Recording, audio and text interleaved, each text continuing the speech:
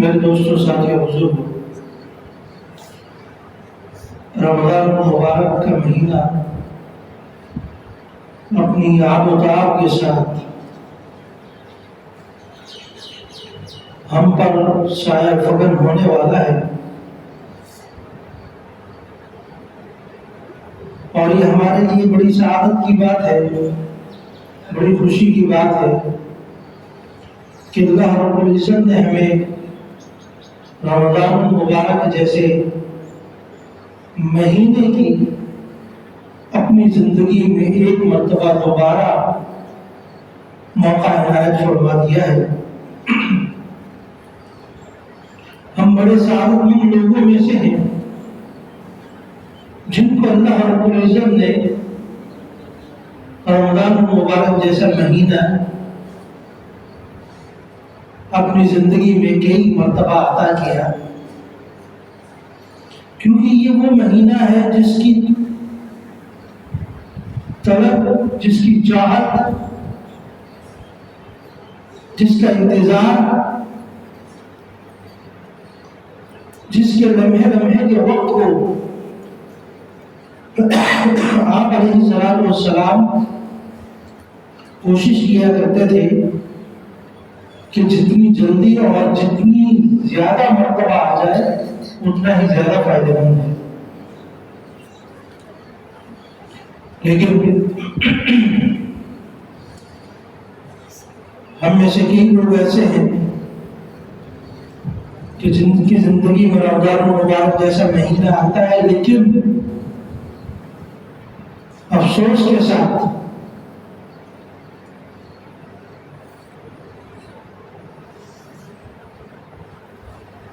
کہ ان کو کسی لمحے کوئی تبدیلی کا احساس نہیں ہوتا۔ بہت خطرناک بات ہے کہ رمضان المبارک جیسا مہینہ آئے اور میری طرز زندگی میں، میری طبیعت میں، میرے معاملات میں کسی قسم کی تبدیلی میں محسوس ہی نہ کروں، اور میں اس کو عام مہینوں کی طرح ایک مہینہ سمجھتا رہوں اور پھر یہ رمضان پورا کا پورا ختم ہو جائے۔ یہ ہلاکت کی بات ہے، افسوس کی بات ہے، کیونکہ یہ وہ مہینہ ہے جس کے لیے آپ علیہ الصلوۃ والسلام نے انتظار فرماتے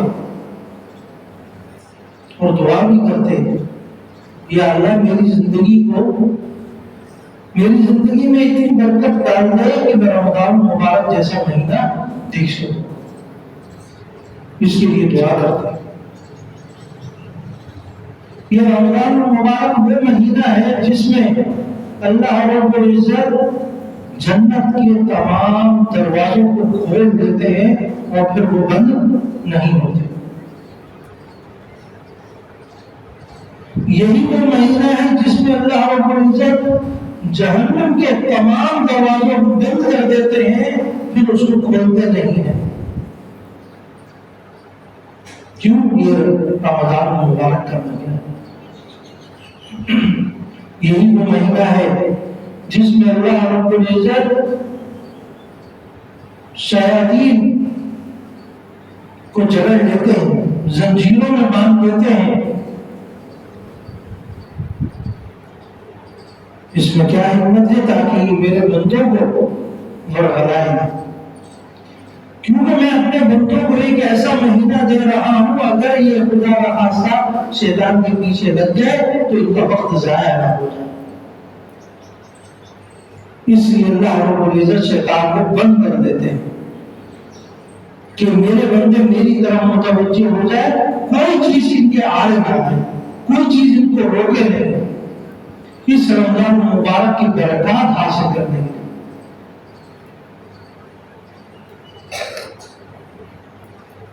یہ جب چیزیں میں نے آپ کے سامنے رکھی، جہنم کے 8 دروازے بند کر دیے جاتے ہیں، جنت کے 7 دروازے کھول دیے جاتے ہیں، شیاطین کو جگڑ لیا جاتا ہے، اور رمضان مبارک جیسا مہینہ پھر عطا کیا جاتا ہے۔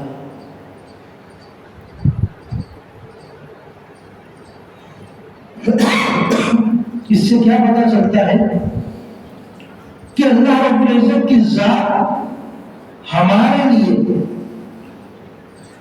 از خود ایسا ماحول بنا رہی ہے کہ میرے بندے ایک لمحے بھی میری عبادت سے غافل نہ ہو۔ اس رمضان المبارک کی تمام برکات کو وہ سمیٹ سکے، تمام برکات کو لے سکے۔ یہ کوشش ہوتی ہے۔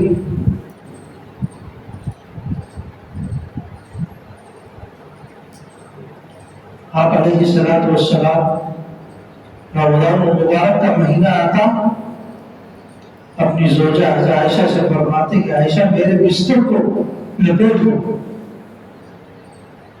میرے بستر کو لپیٹ دو، اب آرام کا وقت نہیں، اب عبادت کا وقت۔ آپ علیہ الصلوۃ والسلام کی ذات تو عام دنوں میں بھی اتنی عبادت کرنے والی تھی کہ رات بھر آپ قیام فرماتے اور اس حالت میں کہ آپ کے پیروں پر ورم آ جاتا، عبادت کرتے تھے۔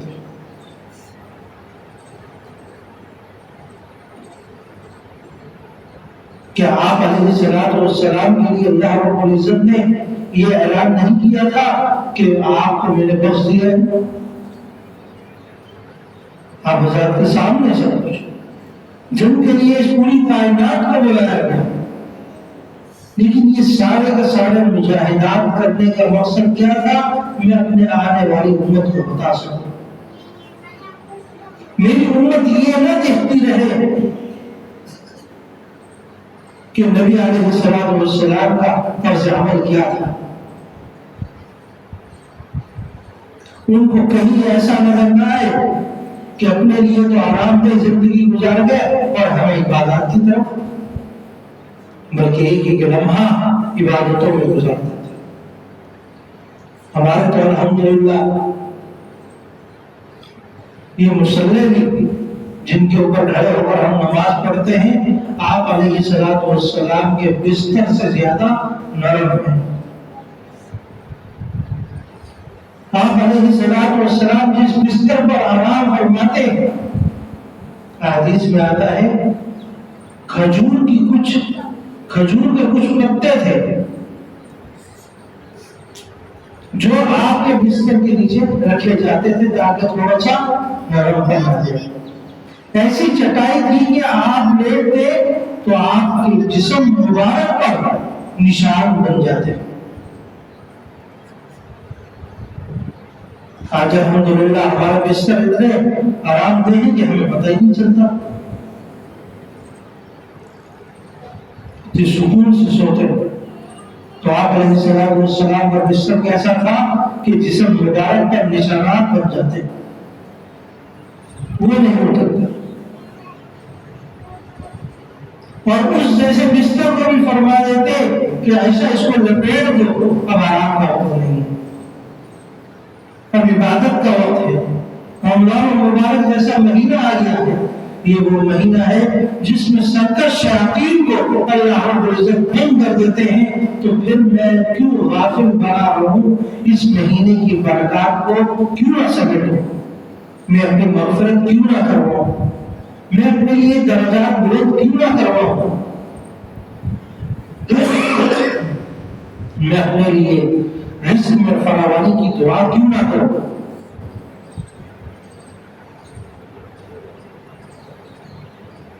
میں اپنی پریشانیوں کا ذکر اللہ رب العزت سے کیوں نہ کروں۔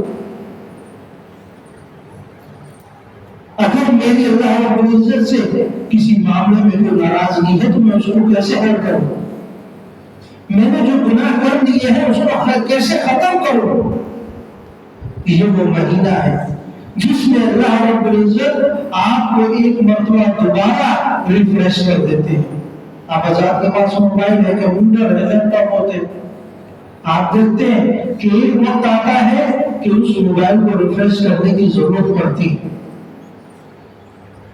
کہ اب اس کو استعمال کرتے کرتے اتنا وقت گزر گیا ہے کہ اب اس کو جب تک ریفریش نہیں کرو گے تو یہ نہیں۔ ایک چھوٹی سی کوئی اپلیکیشن آپ نے ڈاؤن لوڈ کی ہوئی ہے، اس کو بار بار اپڈیٹ کرنا پڑتا ہے. اگر چند دن آپ نے اس کو استعمال نہیں کیا تو لازمی اس کو اپڈیٹ کرنا ہوگا اور استعمال کرنا ہوگا. اور بعض دفعہ جب ہمیں استعمال بھی اپڈیٹ کی ضرورت پڑ جاتی ہے. تو یہ رمضان المبارک کا مہینہ اللہ رب العزت نے انسانوں کے اپڈیٹ کا مہینہ رکھا ہے، انسانوں کے ریفریش کا مہینہ رکھا ہے، اپنے ایمان کو ریفریش کرنے کا مہینہ ہے کہ ایک مرتبہ دوبارہ میں اپنے اندر کنٹرول لوں، کچھ خرابیاں کیا ہے میرے اندر دیکھ لوں، ان کو ختم کروں اور نئی زندگی کا آغاز کروں. من صام رمضان ایمانا واحتسابا غفر له ما تقدم من ذنبه. جس نے ایمان کی حالت میں، ایمان و احتساب کی حالت میں رمضان مبارک کا مہینہ گزارا، اللہ رب العزت اس کے تمام گناہوں کو معاف کر دیتے. تو یہ اپنے گناہوں کو معاف کروانے کا مہینہ ہے، اپنے گناہوں سے اپنے آپ کو دھونے کا مہینہ ہے، اپنے بدن کو صاف کرنے کا مہینہ ہے.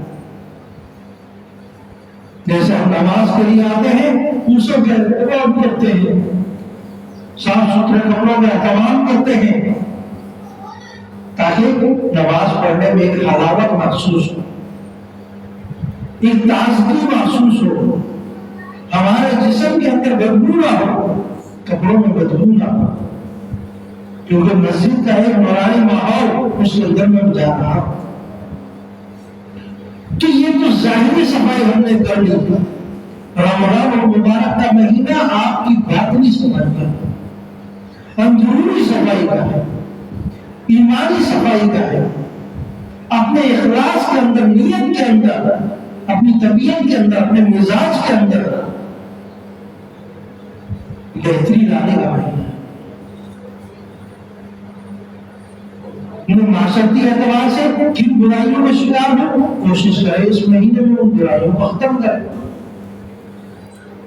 میں بات کرتا ہوں صحیح سے تو بات کرتا ہوں، لیکن جو بولتا ہوں، جو گندگی دے دیتا ہوں، غیبت کر لیتا ہوں. اب ایک صفت تو چھپ پائی جا رہی ہے کہ اخلاق کے اعتبار سے میں اچھا ہوں، لیکن دھوکہ دہی اور دیگر جھوٹ وغیرہ کے معاملات وہ میں کر لیتا ہوں بڑے صاف ستھرے انداز میں. تو ظاہری اعتبار سے صحیح ہوگا، باطنی اعتبار سے صحیح نہیں ہوگا. تو باطن سے اپنے آپ کو صحیح کرنا، کیونکہ اللہ رب العزت کی وہ ذات ہے. ہم سامنے بیٹھے ہوئے شخص کو تو پہچان نہیں سکتے، لیکن اللہ رب العزت کی ذات آپ کے دلوں میں جانتی ہے کہ کیا ہے، ہمارے دلوں میں جانتی ہے کہ ہمارا نظریہ کیا ہے، ہمارا مقصد کیا ہے. ہم کسی سے بات کرتے ہیں تو اس میں کتنا اخلاص پایا جا رہا ہے، کتنی سچائی پائی جا رہی ہے، اللہ رب العزت کی ذات جانتی ہے. کامیابی یہی ہے کہ جو ظاہر میں نظر آؤں، اللہ کرے وہ باطن میں میرا کر جائے. لیکن اگر ظاہر اور ہے اور باطن الگ ہے تو یہی منافق کی علامت کرا دی ہے. دو چہروں والا، میری امت میں کچھ لوگ ایسے ہوں گے جن کو دو چہرے ہوں گے، ایک چہرہ ظاہری ہے، ایک چہرہ باطنی ہے. اس باطنی چہرے کو اپڈیٹ کرنے کی ضرورت ہے. ظاہر میں تو شاید اللہ رب العزت کسی نہ کسی صورت معاف فرما دے، لیکن باطن کے گناہوں کو معاف نہیں.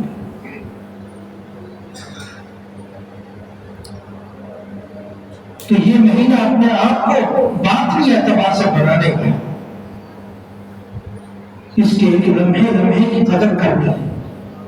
آپ علیہ الصلوۃ والسلام رمضان المبارک کا انتظار 2 مہینے 3 مہینے پہلے سے کرنا شروع کر دیتے. شعبان کے چاند کو بڑی شدت سے دیکھتے ہیں تاکہ رمضان مبارک کا حساب و کتاب کرنا اور دنوں کا حساب کرنا آسان ہو جائے. کہیں ایک آدمی اوپر نیچے نہ ہو جائے اس کا خیال کرتے ہیں. تو یہ رمضان المبارک جیسا مہینہ ہماری زندگی میں ایک مرتبہ دوبارہ آ رہا ہے. یہاں مسجد میں آپ تمام حضرات بیٹھے ہیں، کتنے لوگ گزشتہ سال ہمارے ساتھ تھے، ابھی وہ نہیں. ذرا ہلکا سا اپنے ذہن پر توجہ ڈالیں، آپ کو کئی نام نظر آ جائیں گے کہ فلاں بھی نہیں ہے، فلاں بھی نہیں ہے، فلاں بھی نہیں. اور پچھلے سال جن کے ساتھ ہم نے افطار بھی کیا، جن کے ساتھ ہم نے سحری بھی کی، آج وہ نہیں. اور ایک دن ہم بھی یہاں سے چلے جائیں.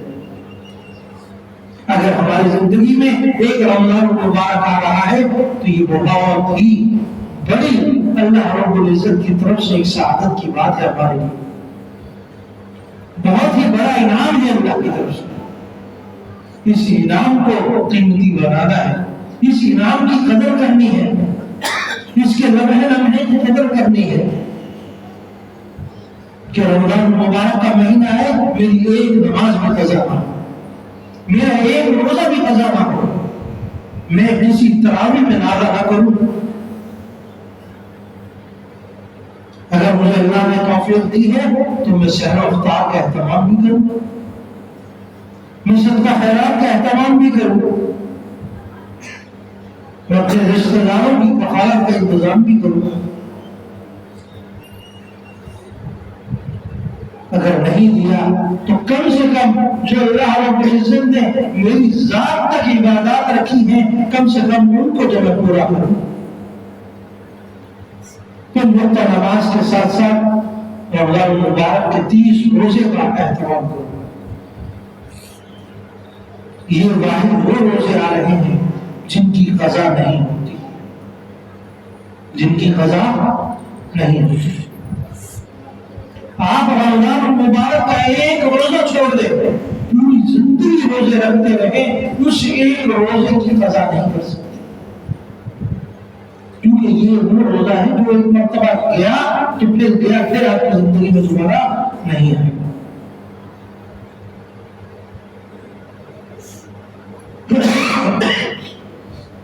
تو اس چیز کو ذرا سمجھیں کہ جب اس کی قضا نہیں ہے تو پھر اس کو چھوڑنے کا تصور بھی اپنے دل و دماغ میں نہ ڈالیں. بغیر کسی عذر کے چھوڑ دینا گناہ ہے، کبیرہ گناہ ہے، بغیر توبہ کے معاف نہیں ہوگا.